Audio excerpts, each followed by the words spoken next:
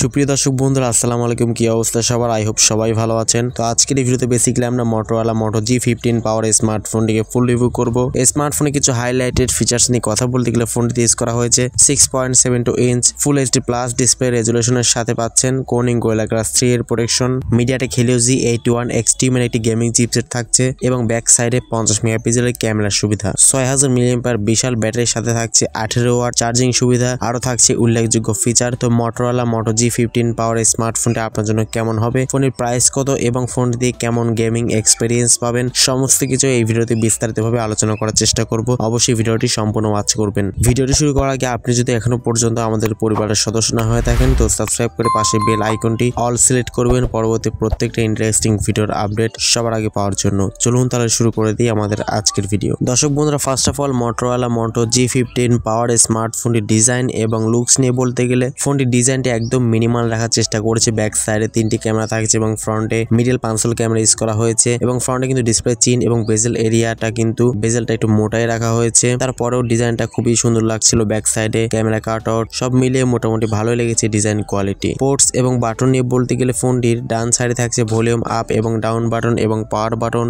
নিচে থাকছে 3D speaker, type C port, microphone এবং 3.5 মিলিমিটার হেডফোন জ্যাকের সুবিধা। তো প্রয়োজনীয় পোর্টস অফ বাটনও কিন্তু পেয়ে যাচ্ছেন। ফোনটি ডিসপ্লেতে ইউজ করা হয়েছে 6.72 ইঞ্চি সাইজের একটি ফুল এইচডি প্লাস রেজুলেশনে একটি IPS LCD প্যানেল ইউজ করা হয়েছে। ডিসপ্লেতে পাচ্ছেন Corning Gorilla Glass 3 এর প্রোটেকশন, কোনো প্রকার রিফ্রেশ রেট কিন্তু থাকছে না। রিফ্রেশ রেটটা মিস করছে আমরা, ওটা দিলে আরেকটু ভালো হতো, বাট এখানে কোনো প্রকার রিফ্রেশ রেট থাকছে না। যেহেতু ফুল এইচডি প্লাস থাকছে তো সেক্ষেত্রে আউটডোরের শার্পনেসের কোনো প্রকার ঘাটতি আপনি ফিল করবেন না। কালার কন্ট্রাস্ট মোটামুটি ব্যালেন্স ছিল। ফোনটি পারফরমেন্স সেকশন ইউজ করা হয়েছে Android 15 এর সুবিধা, MediaTek Helio G81 Extreme gaming chipset use করা হয়েছে, যেটি হচ্ছে 12 ন্যানোমিটার ফেব্রিকেশনে বিল্ড করা এবং এর জিপিইউ হচ্ছে Mali G52।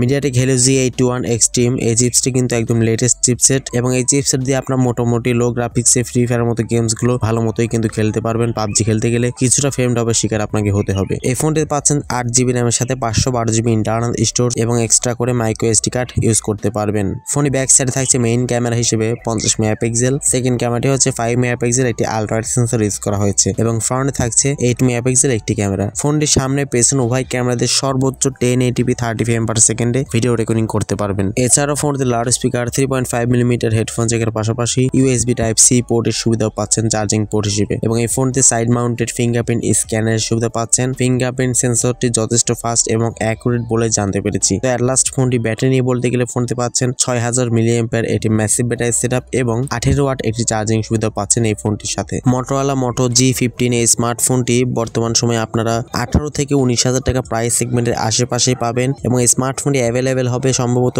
25 সালের প্রথম সপ্তাহে কিন্তু অ্যাভেলেবেল হওয়ার একটা চান্স রয়েছে, আপনারা কিনতে পারেন। তো 18,000 টাকা প্রাইস সেগমেন্ট হিসেবে এই ফোনটি আপনার কাছে কেমন লাগলো কমেন্ট সেকশনে আপনার মূল্যবান মতামত অবশ্যই জানাবেন। সো আজকের মতো এই পর্যন্তই। আল্লাহ হাফেজ, আসসালামু আলাইকুম ওয়া রাহমাতুল্লাহ।